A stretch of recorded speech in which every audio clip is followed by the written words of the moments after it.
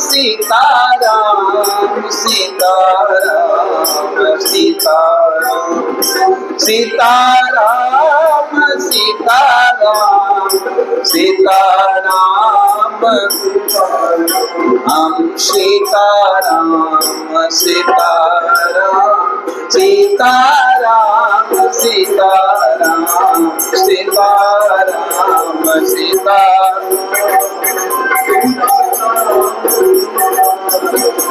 सीताराम सीताराम सीताराम सीताराम सीताराम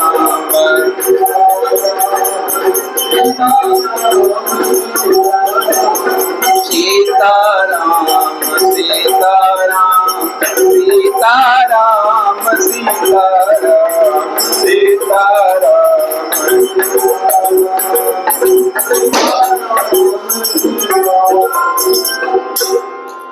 बोलिए सीताराम भगवान की जय। जय जय सीता।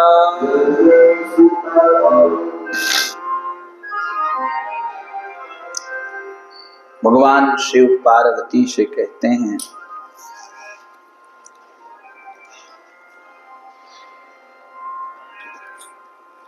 कि जुएरी लंपट, दूसरे के धन का हरण करने वाले,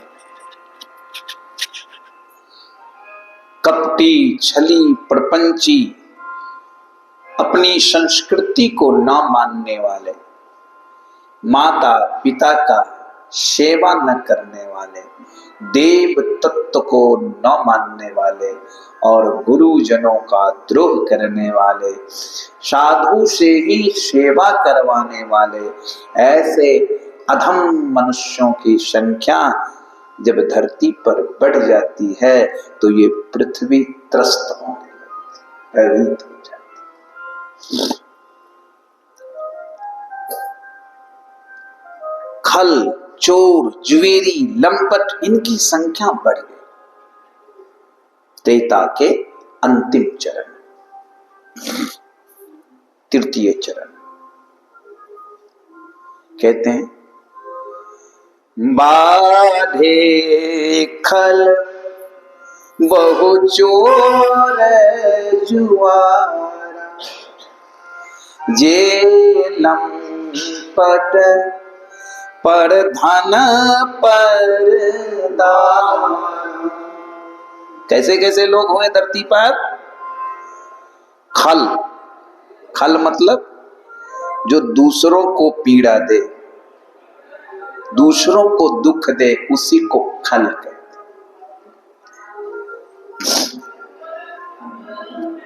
खल के स्वभाव होते हैं कि वो स्वयं दुख सह लेता, उसको अपनी पीड़ा हो, दुख हो, इसकी चिंता किंचित नहीं होती, लेकिन वो स्वयं भी दुख सहकर दूसरों को दुख ही देता, सुख नहीं, उसी को खल कहते। बाढ़े खल, ऐसे लोग बढ़ गए। चोर जुआरा, चोर चोरी करने वाला,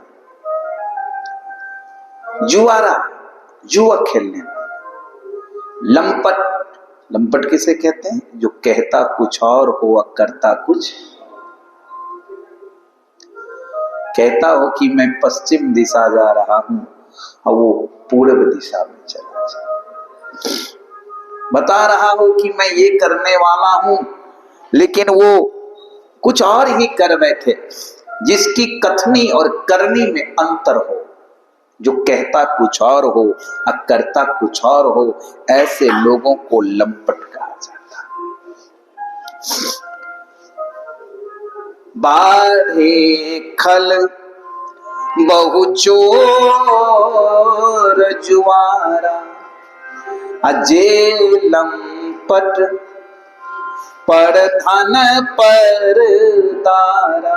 दूसरे के धन, दूसरी की स्त्री को हरण करने वाले की संख्या बढ़ गई। देखो, राक्षसों के कोई सिंह और पूंछ नहीं होते थे, कोई विशेष पहचान नहीं होती थी कि ये राक्षस है, इसका कोई सर्टिफिकेट नहीं होता था, कोई जो है पहचान पत्र नहीं होता था, कोई आइडेंटिटी प्रूफ नहीं था कि ये राक्षस है और ये देवता और ये मनुष्य है। ऐसा कोई नहीं।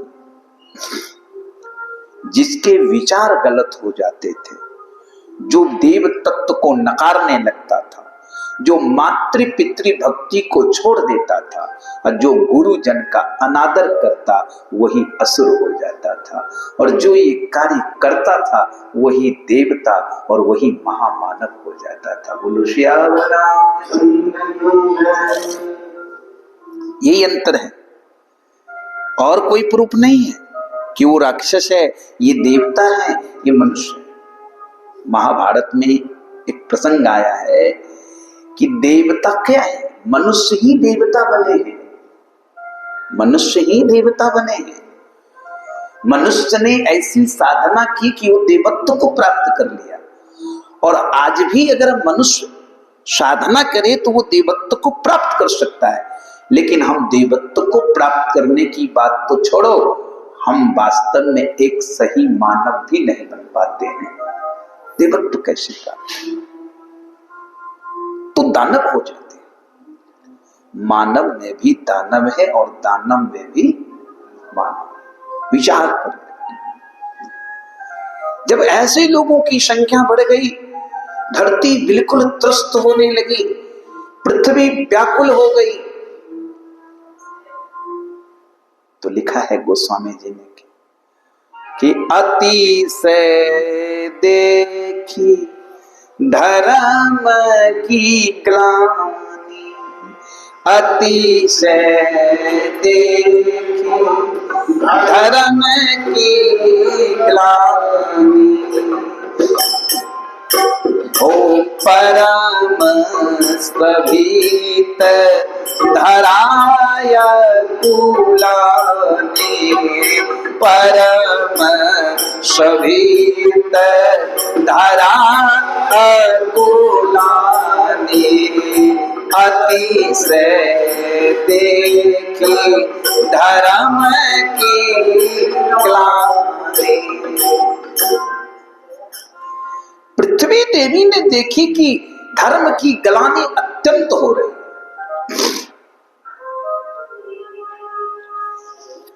अतिशय तीन शब्द हैं, अतिशय, निरतिशय और सतिशय। अतिशय मतलब जिससे बढ़कर कोई काम दूसरा ना हो, उसको अतिशय कहते हैं।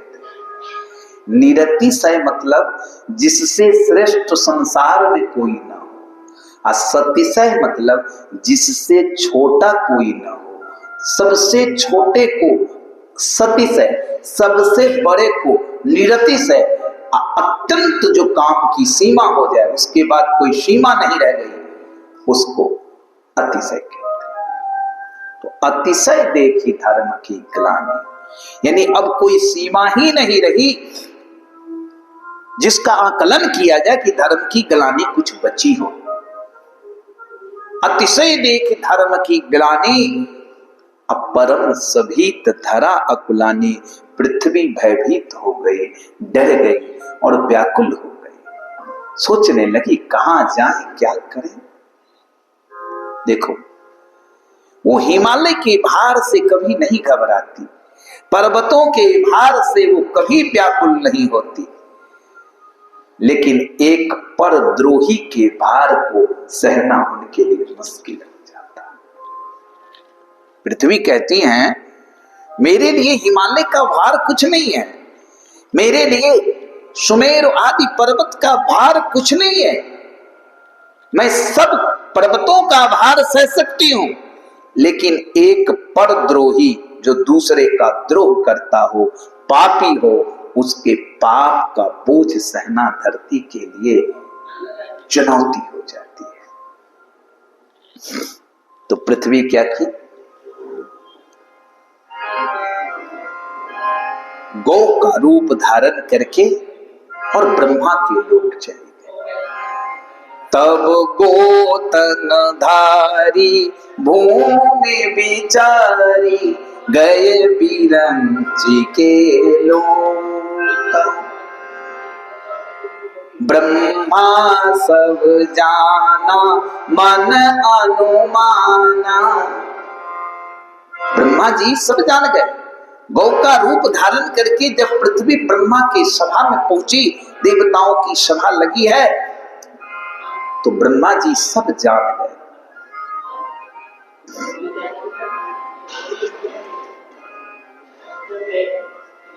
ब्रह्मा तब जाना मन अनुमाना, मोर ही कछु न बसाई, जाकर तै दासी सो अविनाशी, हमरे तोर सहाय। जब गौ के रूप में पृथ्वी ब्रह्मा के सभा में पहुंची, तो ब्रह्मा जी कहे, देवी मैं इसमें कुछ नहीं कर सकता, कुछ नहीं कर सकता। हाँ, जिस प्रभु की तुम दासी हो, उन्हीं प्रभु का मैं भी दास हूं। जिस परमात्मा की तुम दासी हो, उसी परमात्मा की का मैं भी दास हूं। इसलिए जो हमारे, तुम्हारे और सारे संसार के सहायक हैं, वो राम है, वो सच्चिदानंद परमात्मा है। चलो हम सब मिलकर क्यों न उन्हीं से सहायता मांगे, उन्हीं को अपना दुख सुनावें, ताकि वो हमारा कल्याण करें। ब्रह्मा जी सभी देवताओं और पृथ्वी माता आदि के साथ वहां बैठे हैं, और सब देवता आपस में विचार करने लगे। अब उस देव सभा में ये विचार होने लगा कि परमात्मा मिलेंगे का। बैठे सुर सब करहि विचारा, कहाँ पाइए प्रभु करिए पुकारा। पूरे बैकुंठ जान कह को, पूरे बैकुंठ जान कह कोई, अको कह पयो निधि प्रभु सो। अब देखो, उस सभा का आयोजन जो किया गया, देव सभा का, उस सभा में ब्रह्मा जी बैठे, पृथ्वी माता भी बैठी गौ के रूप में। अब सभी देवताओं से पूछा जा रहा है कि बताओ कि परमात्मा कहां है, प्रभु है कहां? तो एक बोला कि बैकुंठ में है, एक बोला ना ना बैकुंठ में नहीं। कह तब कह क्षीर सागर चलो, वहां मिल जाएंगे बस। एक ने कहा क्षीर सागर में भी नहीं मिलेंगे, कह तब कह गोलोक चलो, वहां मिलेंगे। एक ने कहा गोलोक में भी नहीं मिलेंगे, कह तब कह चलो साकेत चलते हैं, वहां मिलेंगे। एक ने कहा साकेत में भी नहीं मिलेंगे, कहा तब कहा चलो बद्रीनाथ चलते हैं, वहां मिलेंगे। ने जिसको जहां समझ में था उसने बताया कि परमात्मा वहां।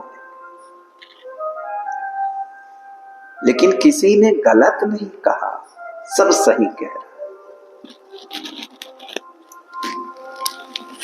पार्वती से भगवान शिव कहते हैं कि देवी उस सभा में मैं भी उपस्थित था। भगवान शिव कहते हैं कि उस सभा में मैं भी उपस्थित था। तो पार्वती जी बोली आप कुछ नहीं बोले क्या? भगवान शिव बोले मैं भी उपस्थित था, लेकिन मैं बोला, लेकिन मैं तब बोला जब अवसर दिया गया। बिना अवसर दिए मैं कुछ नहीं बोला। बोलो जय श्री राम। जय श्री राम। किसी सभा में बैठो तो अवसर पाओ तभी बोलो, अवसर न मिले तो बोलना उचित नहीं। अब कुछ लोग हैं जो दुनिया में अवसर नहीं भी दोगे तो जबरदस्ती में ले लेंगे, बलपूर्वक। है भाई माइक लाओ, हमको भी बोलना है। अच्छा भैया लो। कुछ लोग जबरदस्ती भी बोलना चाहते हैं। महादेव से सीखो। भगवान शिव कहते हैं पार्वती से कि ताहि सभा गिरिजा में रहूं। तो बोले तो सब बोल रहे थे, आप क्यों चुप थे? कह अवसर पाए बचन एक कहूं।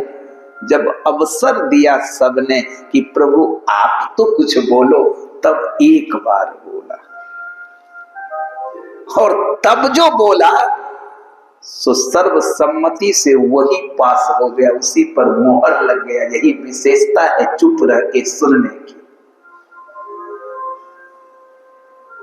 जो विशेष बोलता है वो कुछ पाता नहीं है, पाता वो है जो सुनने की आदत कान रखा है। बोलो सियावर रामचंद्र की जय। बोलने से तो खर्चा होगा, सुनने से लाभ मिलेगा। इसलिए किसी सभा में बैठो तो पहले सुनना सीखो, बोलना बाद की बात है। भगवान शिव का अवसर मिला, शिव को सभी देवता देखे कि सब अपना अपना मत दिया।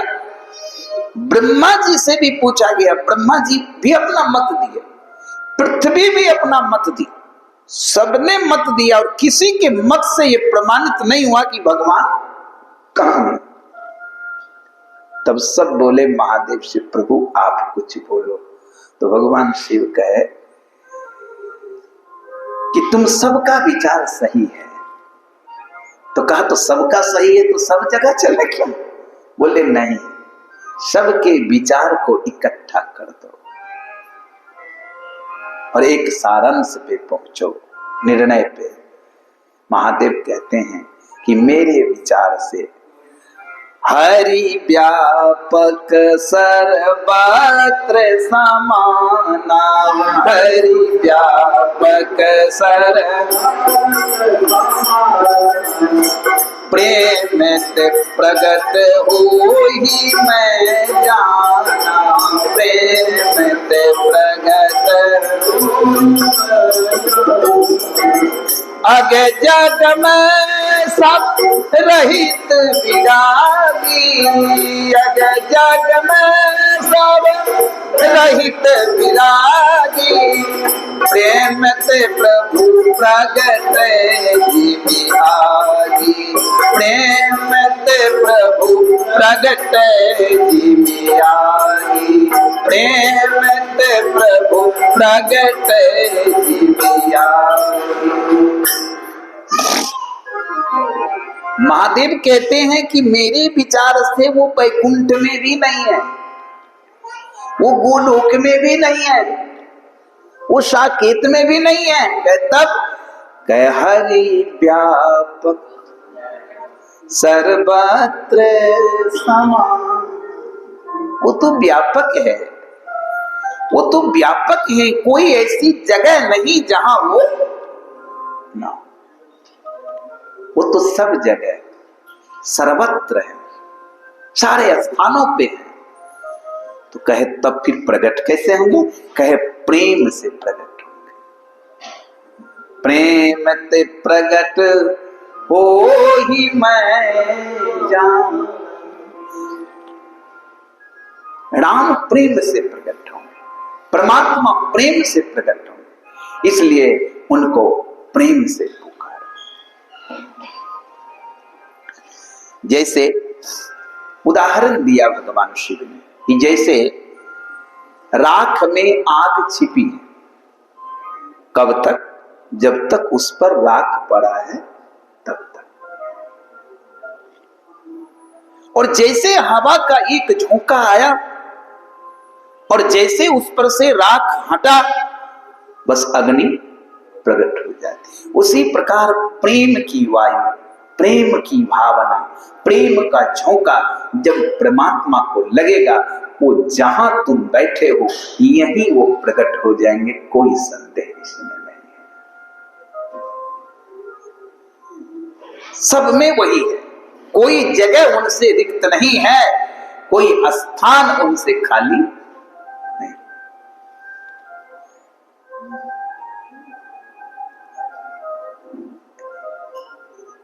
एक आदमी पूजा कर रहा था, तो वो देवता का, वो भगवान का आवाहन किया। और पूजन किया कर रहा था। उधर से एक सन्यासी आ रहे थे। सन्यासी को प्यास लगी थी। सन्यासी ने उस व्यक्ति से कहा कि तुम मुझे पानी पिला सकते हो? कहा अभी नहीं पिलाऊंगा। बोले सन्यासी क्यों? कहा अभी भगवान को बुलाए हैं, पूजा कर ले, फिर इनको भेज देंगे जहां से बुलाए हैं वहां, तब तुमको पानी पिलाएंगे। सन्यासी कहा ठीक है, बैठ गया। पूजा जब हो गई तो सन्यासी ने कहा अब तो पानी पिलाओगे? कहा हाँ अब पिलाएंगे। सन्यासी ने पूछा क्या कर रहे थे? कहा भगवान को बुलाए, पूजा करके फिर भेज दिए। कहा बुलाया कहां से था? प्रश्न किया सन्यासी ने कि भगवान को बुलाया कहां से था, और बुलाया था तो वो आए कहां से थे? जब आए जहां से थे तो फिर भेजा कहां था? बोलो। उस व्यक्ति ने कहा भगवान तो सब जगह है। कहा तो जब सब जगह है तो न वो बुलाए जा सकते हैं ना ही भेजे जा सकते हैं, सिर्फ जाने जा सकते हैं। बोलो क्या वर्णन। जब सब जगह है तो न बुलाए जा सकते हैं न भेजे जा सकते हैं, केवल जाने जा सकते हैं। भगवान को पाना नहीं है। पाओगे कब? जब तुमसे अलग होगा तब नहीं। पाते हैं हम उस चीज को जो हमसे अलग हो। वो तो हमसे अलग ही नहीं है, पाना नहीं है। कह तब कह उनको जानना, पाना नहीं। हम भूल चुके हैं, केवल जानना याद कर। तो महादेव बोले कि प्रेम ते प्रभु प्रगटई जिमी आगी। वो हैं ही, केवल दिखते नहीं। तुम प्रेम से पुकारो। तो पार्वती जी कही आप जो बोले सो सबको अच्छा लगा? महादेव बोले अरे अच्छा क्या लगा, मैं जो कहा उसी पर मोहर लग गया। ब्रह्मा ने कहा साधु साध, जो शिव कहते हैं यही सत्य है। यहीं से विनती शुरू करो।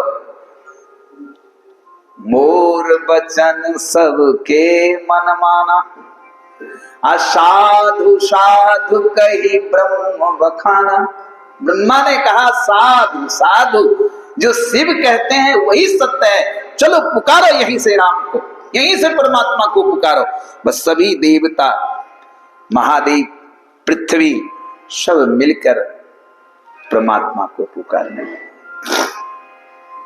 जय जय सुरनायक जन सुखदायक, प्रणत पाल भगवंत, वो द्विज हितकारी, जय कसुरारी, सिंधु सुता प्रिय कंता, पालन सुरधरणी, अद्भुत करनी, पर मन जाने वो।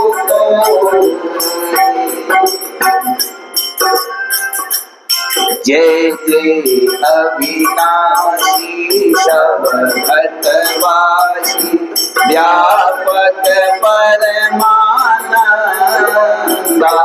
अभिगत कोटि समचरित पुनीतम, माया रहित मुकुंद, ये लारी बिरारी अति अनुरागी, विगत मोह मुनिवेता, इसी बासर जाय हरि गुण गावै, जयति सच्चिदानंदा।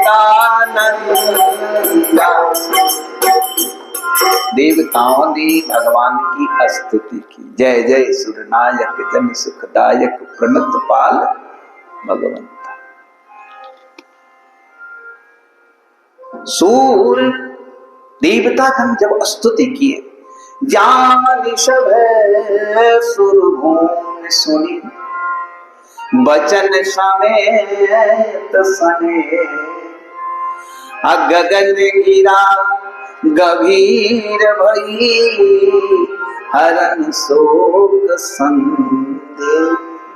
आकाशवाणी भगवान आकाशवाणी किए, जान सभय सुरभूम सुनी बचन समेत सने, गगन गिरा गंभीर भई हरन शोक सुनते। भगवान आकाशवाणी किए, जनि डर पेहु मुनि सिद्ध सुरेशा, तुम ही लागी धरी हो नर वेशा। भगवान बोले आप सब चिंता न करो, डरो मत, मैं आप ही लोगों के हित के लिए, कल्याण के लिए मनुष्य का रूप धारण करूं। तुम ही लागी धरी हो नर वेशा। कश्यप अदित महातप कीन्हा, तिनको मैं पूरब वर दीना। कश्यप और अदिति ने पूर्व जन्म में मेरी तपस्या की थी और मैंने उन्हें वरदान दिया था, ते दशरथ कौशल्या रूपा। वही दशरथ और कौशल्या बनकर अयोध्या में वर्तमान में शासन कर रहे हैं, उन्हीं के यहाँ मेरा ये अवतार होगा और राम के नाम से प्रसिद्धि होगी हमारी। तुम लोगों का कल्याण होगा, पृथ्वी का भार हरण करेंगे, ये मेरा वचन सत्य है। बोलो श्यावर रामचंद्र की जय। नारद वचन सत्य सब करिहो, अपरम शक्ति समेत अवतरी। देवताओं ने पूछा प्रभु अकेले आओगे? भगवान बोले नहीं, शक्ति के साथ आएंगे।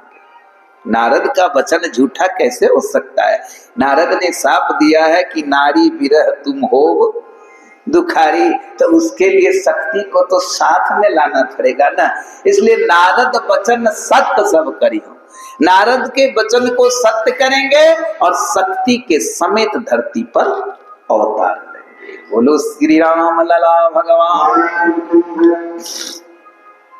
भगवान देवताओं से सभी मुनि सिद्ध जितने थे, पृथ्वी प्रजापति ब्रह्मादि सबको ये जानकारी दिए। देवता प्रसन्न हुए। ब्रह्मा जी देवताओं से बोले सुनो। वो स्वामी जी कहते हैं, निज लोक ही बिरंच गे, सुरन सब ही सिखाए। अबानर रूप धरी मही, हरि पद से बहु जाए। ब्रह्मा जी बोले देवताओं से सुनो भैया, भगवान के अवतार होंगे तो अपने अपने अंश से तुम सब बंदर भालू बन के धरती पर जाओ, हरि पद सेवक जाए, भगवान के चरण की सेवा। श्रीमद् वाल्मीकि रामायण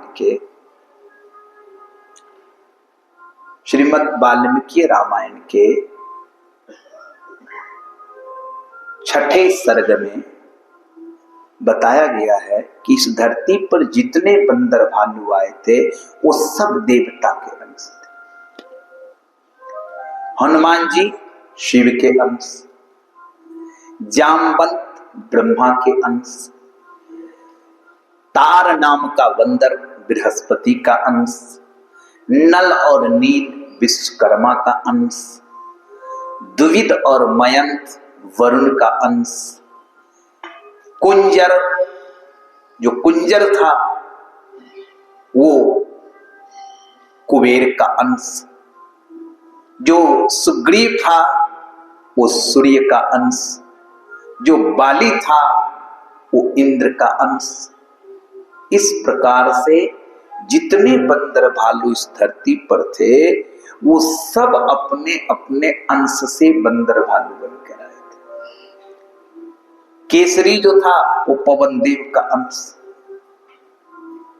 जितने बंदर भालू थे, लिखा है वाल्मीकि रामायण में, और अद्भुत रामायण एक आती है। अद्भुत रामायण में और वाल्मीकि रामायण में कौन बंदर कौन भालू किस देवता के अंश से हुए ये सब वर्णन है लिखा। इस धरती पर जितने बंदर भालू आए वो सब देवता थे। लिखा तुलसी बाबा ने, गोस्वामी जी ने मानस में लिखा, गए निज लो कहीं बिरंच गए, सुरन सबहि समझाए, अबानर रूप धरी मही, हरि पद से बहु जाए। जाकर सेवा करो। सब बंदर भालू इस धरती पर देवता अपने अपने अंश से आए और भगवान के अवतार की प्रतीक्षा करने। इधर दशरथ जी के विषय में गोस्वामी जी कहते हैं, एक बार भूपति मन मान। फिर एक बार शब्द आया, 12 बार आया है, तो ये एक बार शुद्ध फिर यहां है।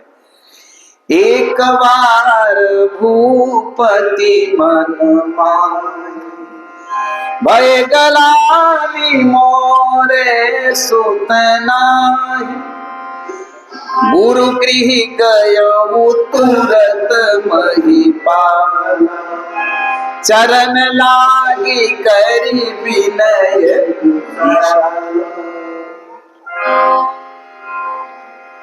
एक बार भूपति मन माही, भये गलानी मोरे सुत। अच्छा, दशरथ जी को पुत्र नहीं था, ये बात तो वो जानते थे। तो फिर जानते थे तो किसी को पुत्र न हो तो उसको जीवन भर ये गलानी होगी कि एक बार होगी? जीवन भर होगी ना, तो फिर एक बार क्यों? जब जीवन भर ये गलानी होगी, किसी को पुत्र नहीं है तो उसे जीवन भर चिंता होगी कि भाई हमारे पास पुत्र नहीं है, हम निसंतान है, हमारे पास बेटा नहीं है। ये तो जीवन भर की चिंता है, जीवन भर की गलानी है। फिर तुलसीदास जी ने, गोस्वामी जी महाराज ने एक बार क्यों लिखा? इसके पीछे एक कारण है, एक कथा है आनंद रामायण की। दशरथ जी इंद्र के मित्र थे और दशरथ जी कई बार इंद्र के दरबार में जाते थे, गए थे और जाते भी थे। इंद्र उनको अपना आसन देता था बैठने के लिए, आधा सिंहासन लिखा है। तो इंद्र आधा सिंहासन देता था, बैठते थे। संजोग से एक बार की बात है, इंद्र आधा सिंहासन दिया, दशरथ जी बैठे, वार्तालाप हुई और दशरथ जी जब चलने लगे तो रास्ते में नारद जी से भेंट हो गई। नारद जी ने कहा, कहां से आ रहे हो? कहा, इंद्र के दरबार से। अब तो जानते हो मेरा मित्र है, मुझे बहुत सम्मान देता है। नारद जी का सम्मान सामने में देता है, जब आप चल देते हो ना वहां से, तो आपके जाने पर फिर जहां आप बैठते हो उसको फिर गंगाजल से धुलवाता है, आपके बैठने से उसका आसन अशुद्ध हो जाता है। नारद जी ने अपनी पत्रकारिता शुरू कर दी। दशरथ जी को लगा कि ये गलत कह रहे हैं, सब विश्वास नहीं हो। कहा, नहीं विश्वास है तो आप चलो, चल के अभी देख लो। दशरथ जी को वापस लाए नारद जी। अब बोले, मैं जा रहा हूं, इंद्र देखेगा तो कहेगा आप ही ये सब काम करते हो, मैं जाता हूं, आप चुपके से देख लो। दशरथ जी चुपके से देखे तो जहां दशरथ जी बैठे थे उसको इंद्र धुलवा रहा है।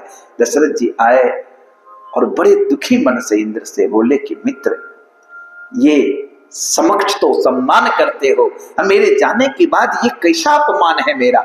इंद्र ने कहा, मैं विवश हूं। शास्त्र कहता है, अपुत्रस्य गतिर्नास्ति स्वर्गो नैव च नैव च।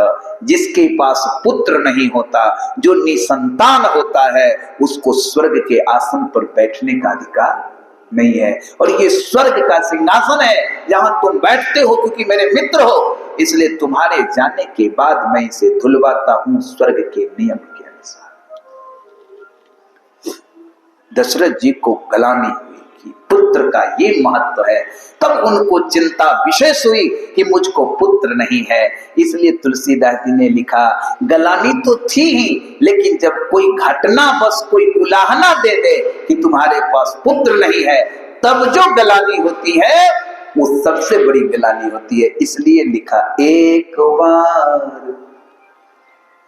भूपति मन माही, अभय गलानी मोरे सुतना। इसीलिए एक बार, नहीं तो गलानी तो जीवन भर है। ये आनंद रामायण की कथा। एक और प्रसंग है, वो है प्रबोधनी रामायण की। प्रबोधनी नाम की एक रामायण आती है, उसकी कथा है कि एक बार दशरथ जी शिकार करने जा रहे थे। तो जैसे शिकार करने चले तो उन्होंने देखा कि एक नई नवेली स्त्री वो अपने घर से बाहर निकलकर और अपने द्वार के सामने सफाई कर रही, झाड़ू लगा रही। दशरथ जी की नजर उस पे पड़ गई, उसकी भी दृष्टि दशरथ जी पे पड़ गई। उसकी जो दृष्टि पड़ गई दशरथ जी पर, बस उसने क्या किया कि अपने पैर से थोड़ी सी मिट्टी को खोद कर और उसको अपने हाथ से लेके और उसको दक्षिण दिशा में फेंक दिया।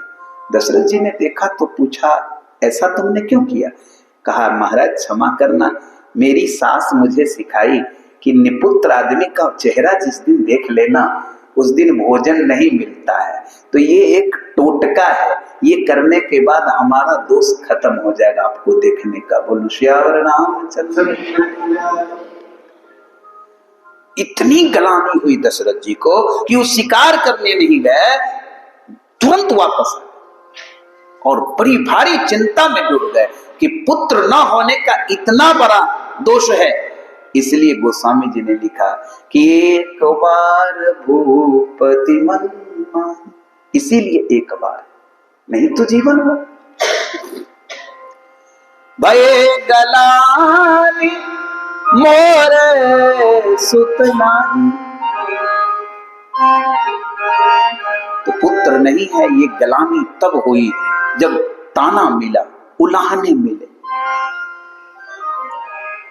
तो चिंतित होकर दशरथ जी कहां गए? गुरु के शरण। देखो, कोई विपत्ति आ जाए, कोई आपत्ति आ जाए, कोई मुश्किल काम हो, किसी बात को लेकर मन बहुत खिन्न हो, तो किसी अन्य व्यक्ति को न कह के गुरु से कहना सीखो। दशरथ जी सिखाते हैं गुरु से कहना सीखो, क्योंकि गुरु के पास सभी समस्या का समाधान। गुरु गृह गयो तुरत महिपाला, गुरु गृह गयो तुरत महिपाला, चरण लागी करी विनय विशाला, चरण लागी करी निज दुख सुख सब गुरु ही सुनाए, निज दुख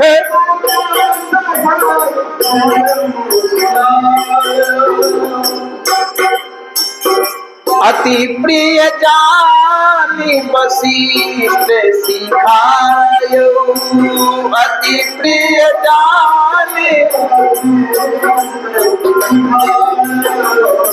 निज दुख सुख सब गुरु ही सुनाए, निज दुख सुख सब गुरु ही सुनाए, निज दुख सुख सब।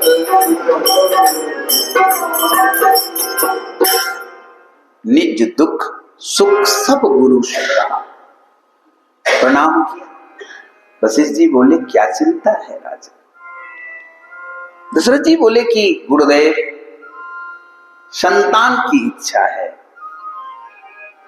तो वशिष्ठ जी ने कहा, बहुत दिनों से आपको संतान है, आज क्यों इच्छा है? बोले, आज महसूस हुआ कि संतान का ग्रस्त जीवन में महत्व है, आज ये अनुभूति, इसलिए मैं आपकी शरण में आया हूं कि मुझे संतान हो जाए, इसके लिए उपाय बताइए, आशीर्वाद दीजिए। वशिष्ठ जी बोले, सुनो, संतान तुम्हें होगी, इसमें कोई संदेह नहीं।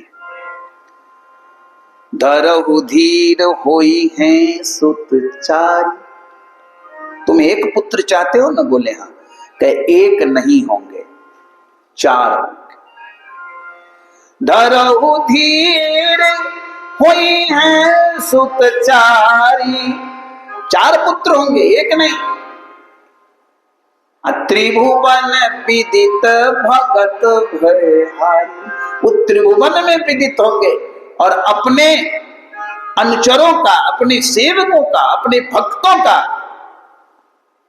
दुख दूर करने में अग्रसर रहेंगे, प्रवीण होंगे, निपुण होंगे। 4 पुत्र होंगे। दशरथ जी ने कहा, बड़ी प्रसन्नता हुई दशरथ।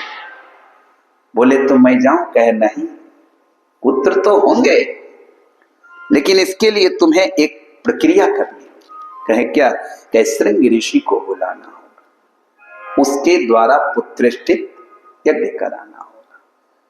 तो दशरथ जी ने कहा, आप ही क्यों नहीं कर देते? आपसे अधिक विद्वान थोड़े कोई है, आप तो मेरे गुरुदेव भी हैं, आप ही यज्ञ कर दीजिए। वशिष्ठ जी बोले नहीं, ये यज्ञ करने का अधिकार केवल श्रृंग ऋषि को। वाल्मीकि रामायण के 9वें सर्ग का 19वां श्लोक है। वशिष्ठ जी दशरथ जी से कहते हैं, ऋष्य श्रृंगस्तु जामाता,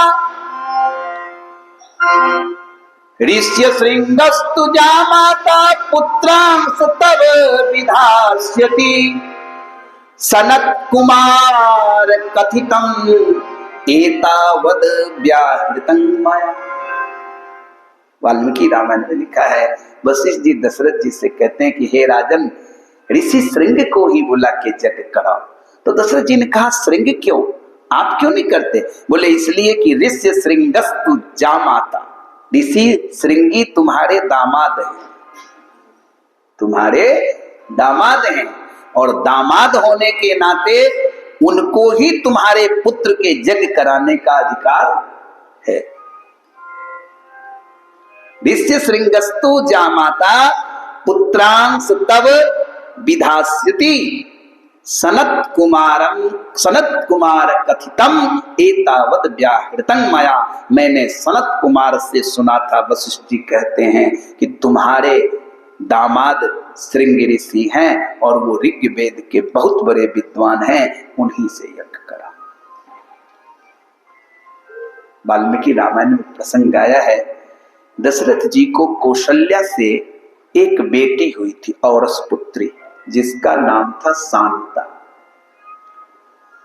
तो शांता जो थी वो दशरथ जी की पुत्री थी, लेकिन दशरथ जी के पास ये रही नहीं। कारण कि अंग देश के एक राजा थे रोमपाद, वाल्मीकि रामायण में प्रमाण है। तो रोमपाद नाम के जो अंग देश के राजा थे, वो एक बार दशरथ जी के यहाँ आए। तो दशरथ जी के यहाँ आए तो उन्होंने देखा ना शांता को, तो उन्होंने दशरथ जी से कहा कि ये कन्या हमको दे दो। दशरथ जी ने उनको दत्तक पुत्री के रूप में दे दिया। अब शांता दशरथ जी की औरस पुत्री से रोमपाद की दत्तक पुत्री हो गई, और रोमपाद लेकर उसे अंग प्रदेश चले। अब अंग प्रदेश जब चले गए तो जब ये शांता 16 वर्ष की हुई तो संयोग से रोमपाद राजा के अंग प्रदेश में अकाल पड़ गया। इंद्र ने बरसाना बंद कर दिया। तो बड़े बड़े ज्योतिष के आचार्य आए, बड़े बड़े संत महात्मा आए, उनसे पूछा राजा रोमपाद ने कि वर्षा बंद हो गई है, वृष्टि हो, इसके लिए हमें क्या करना चाहिए? तो रोमपाद राजा से ज्योतिषों ने, विद्वानों ने, संतों ने कहा कि कश्यप ऋषि के पुत्र हैं विभांडव ऋषि, और विभांडव के पुत्र हैं श्रृंगी ऋषि, जो बाल ब्रह्मचारी हैं।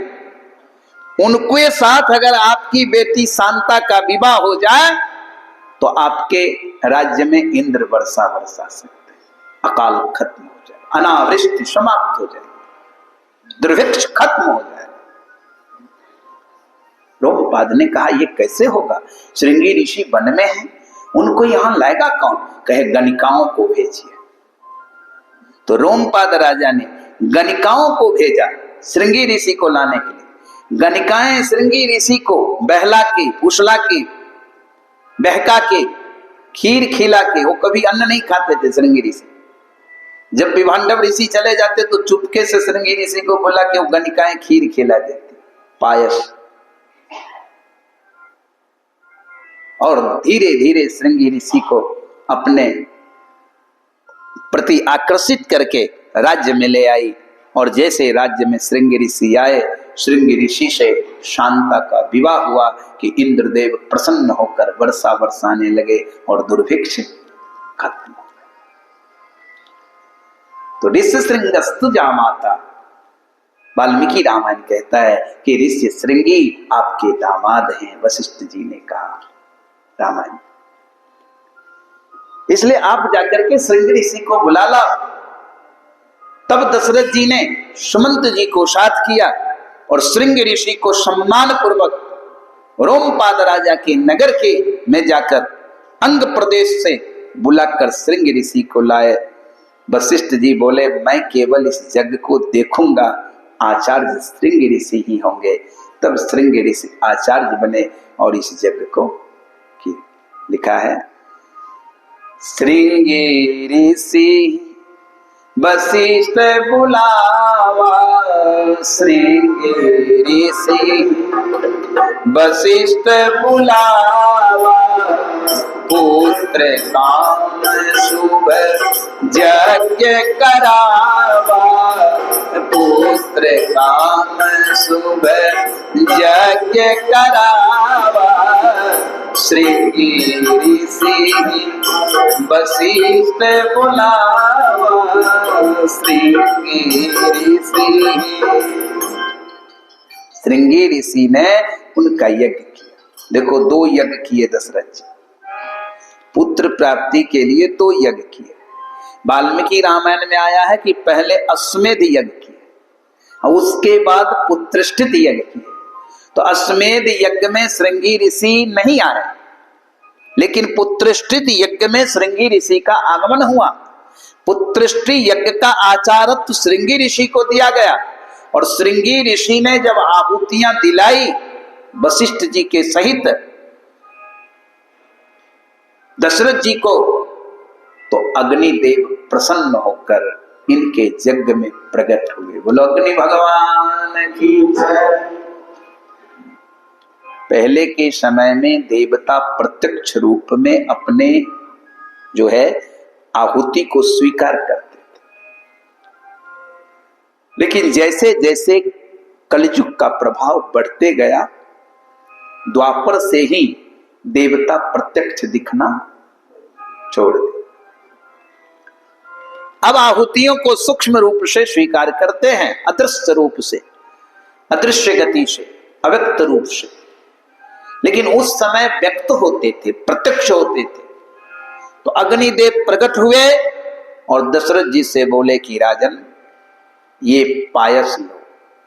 अग्निदेव के हाथ में एक पात्र था, उस पात्र में चरु था, पायस, खीर, हविष्य। और उस हविष्य को लेकर के अग्निदेव दशरथ जी को दिए कि जो वशिष्ठ कछु हृदय विचारा, सकल काज भा सिद्ध तुम्हारा। जाओ, वशिष्ठ जी ने जो विचार कर तुमसे यज्ञ कराया है वो यज्ञ संपन्न हो जाएगा। तुम इसको ले जाओ और अपनी रानियों को बांटकर खिला दे। दशरथ जी चरु लेकर आए, खीर लेकर आए और रानियों में विभाजन किया, बंटवारा। बंटवारा कैसे किया? उस खीर का जो आधा भाग था चरु का, वो कौशल्या को दे दी। बचा कितना? आधा। आधा को फिर 2 भाग कर दी, तो 1 भाग कैकेयी को दे दी और 1 भाग जो बचा उसको फिर 2 भाग कर दिया। 1 भाग कौशल्या के हाथ पर रख दिया, 1 भाग कैकेयी के हाथ पर रख दिया। अब बोले तुम दोनों अब अपने हाथ से सुमित्रा को दो। अनुमति मांगी। मानस देखिएगा, दशरथ जी सुमित्रा को चरु नहीं दिए, केकई कौशल्या से प्रसन्नचित करवा के अनुमति लेकर तब दिलवाए। क्यों? रानियां तो तीनों थी ना, तो फिर सुमित्रा को अनुमति की क्या जरूरत है? अनुमति से क्यों दी मांगे? अनुमति क्यों लिए? लिखा है तुलसीदास जी ने, गोस्वामी जी ने इसका विभाजन लिखा है, मानस में पढ़ो। अर्ध भाग कौशल्य ही दीना, आधा तो चला गया। उभय भाग पुनि आधे कीन्हा, जो बचा उसको फिर 2 भाग कर दिए। और तब क्या लिखे?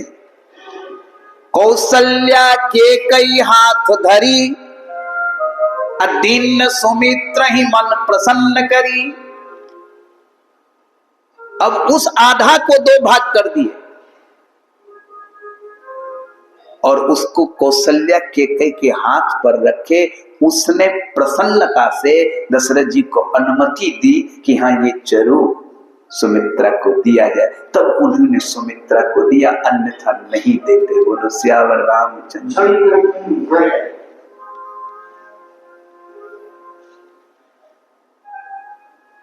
अच्छा, ये प्रसंग थोड़ा इधर से हम वाल्मीकि रामायण में चलते हैं। वाल्मीकि रामायण के 16वें सर्ग में 27 और 28 नंबर श्लोक में यही चरु का बंटवारा लिखा है। कैसे लिखा है? लिखा है कौसल्याय नरपति पायसारधं ददो तदा। पहले कौशल्या जी को आधा दिए। क्या लिखा? कौशल्याय नरपति ही पायसारधं ददो तदा। खीर का, पायस का आधा भाग दशरथ जी ने कौशल्या को दे दिया। बचा कितना? आधा। लिखा है चौ अविष्ट चौ तदारधं, उसके बाद जो आधा बचा सुमित्राय ददो नराधिपः, उससे जो आधा बचा उसको सुमित्रा को दे। उसके बाद केकई च अविष्ट आरधं, केकई को क्या दिए? उसके बाद जो अविष्ट यानी आधा बचा उसको फिर 2 भाग किए, तो 1 भाग दिए केकई को। 1 भाग जो बचा था लिखा है पायस्यो अमृतोपमं पुत्रार्थात कारणम, पुत्र प्राप्ति के निमित्त शेष जो बचा था उसको फिर उन्होंने सुमित्रा को दे दिया। 2 भाग सुमित्रा, 1 भाग कौशल्या, 1 भाग केकई। 2 भाग यानी आधा हिस्सा कौशल्या को, आधा में से सुमित्रा को, फिर आधा में से केकई को, और फिर जो बचा वो सुमित्रा को। ये वाल्मीकि रामायण कहता है। लेकिन तुलसीदास जी कहते हैं कि आधा कौशल्या को, आधा केकई को, शेष जो बचा वो फिर 2 भाग में बट गया और दोनों को कौशल्या केकई के हाथ पर रख दिए। फिर उन्होंने ने अनुमति दी कि हाँ सुमित्रा को अधिकार है लेने का, और वो मन प्रसन्न करके सुमित्रा को दिया। इसलिए 2 भाग जो सुमित्रा को दिया, इसलिए कौशल्या ने जिस भाग को दी उससे लक्ष्मण हुआ, और केकई ने जो भाग दी उससे शत्रुघ्न हुआ। इसलिए सुमित्रा को 2 संतान हुई थी। बोलो सियावर रामचंद्र। ये विभाजन, इसके पीछे एक कथा है, मैं आपको बताता हूं कि सुमित्रा को देने के लिए दशरथ जी को रानी से अनुमति की क्या जरूरत थी? अनुमति की जरूरत इसलिए पड़ी कि सुमित्रा किसी राजा की बेटी नहीं थी। सुमित्रा किसी राजा की बेटी नहीं थी। आनंद रामायण में कथा आती है। रावण ने जब जाना ब्रह्मा जी के पास जाकर कि कौशल्या से विवाह होगा दशरथ का और राम अवतार लेंगे तो हमको मारेंगे, तो रावण ने एक संकल्प किया ब्रह्मा जी के सामने कि मैं कौशल्या का विवाह न होने दूंगा तो राम अवतार कैसे लेंगे? राम का जन्म नहीं होगा, ना राम जन्म लेगा ना हमको मारेगा। तो रावण ने क्या किया, आनंद रामायण के प्रमाण से रावण ने कौशल्या को हरण करके और एक बक्से में, संदूक में बंद करके जल में प्रवाहित कर दिया। और कौशल्या जब जल में प्रवाहित होती गई, संयोग देखो कि उस संदूक को, उस बक्से को, उस मंजूषा को वशिष्ठ जी ने देखा और उसको फिर बाहर करवाया, तो उसमें से कौशल्या निकली। विवाह तय था दशरथ जी का। विवाह के लिए दशरथ जी की बारात कौशल नरेश के यहाँ, कौशल्या के पिता के यहाँ पहुंच चुकी थी और उस समय रावण ने हनन कर लिया। तो प्रश्न उठा कि अब मंडप पर विवाह में बैठेगी कौन? कौशल्या का तो हनन हो गया। राजा दुखी हो गए, चिंतित हो गए अपने सम्मान को लेकर। तो राजा के जो मंत्री थे उन्होंने कहा कि मेरी बेटी सुमित्रा को बैठा दीजिए, क्योंकि कौशल्या तो है नहीं। तो कौशल्या के जगह पहले विवाह सुमित्रा से हो गया, और जब फिर कौशल्या मिली तो फिर दशरथ जी का विवाह कौशल्या से हुआ। इसीलिए वह राजा की पुत्री नहीं थी, मंत्री की पुत्री थी। इसलिए अनुमति लेनी पड़ी कि ये पायस दे कि न दे। बोलो सियावर रामचंद्र। ये कारण था। कौशल्या के कई हाथ धरी, दिन सुमित्र मन प्रसन्न करी। इसलिए अनुमति लेनी पड़ी कि ये अधिकार इसको दोगे कि नहीं।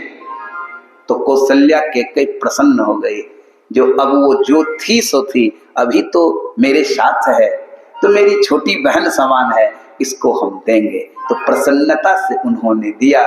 कौशल्या ने जो अपना अंश दिया उससे एक संतान, अक्केकई ने जो दिया उससे एक संतान। इसलिए सुमित्रा के 2 पुत्र। यही कारण था। विभाजन हो गया चरु का, भगवान गर्भ में पधारे। गोस्वामी जी लिखते हैं, जा दिन ते हरि गर्भ ही आए, जा दिन ते हरि गर्भ ही आए। सुख संपत्ति, सुख संपत्ति सिद्धि तह छाए, सुख संपत्ति सिद्धि तह छाए। जा दिन ते हरि गर्भ आए, जा दिन ते हरि गर्भ आए। जिस दिन से ठाकुर जी गर्भ में आए, मां कौशल्या के, रानी सुमित्रा के, रानी कैकेयी के गर्भ में जब परमात्मा का पदार्पण हुआ, अंशों के सहित, अनसान सेन चतुर्धागात, भागवत में लिखा है, पुत्रत्वं प्रार्थितः सुरय। 4 अंशों से जब परमात्मा का, ब्रह्म का आगमन कौशल्या के कई सुमित्रा के गर्भ में हुआ, जिस दिन से भगवान गर्भ में आए, तब से नित्य नई सुख संपत्ति, मंगल, प्रसन्नता अयोध्या में आ गए। समय बीतने लगा।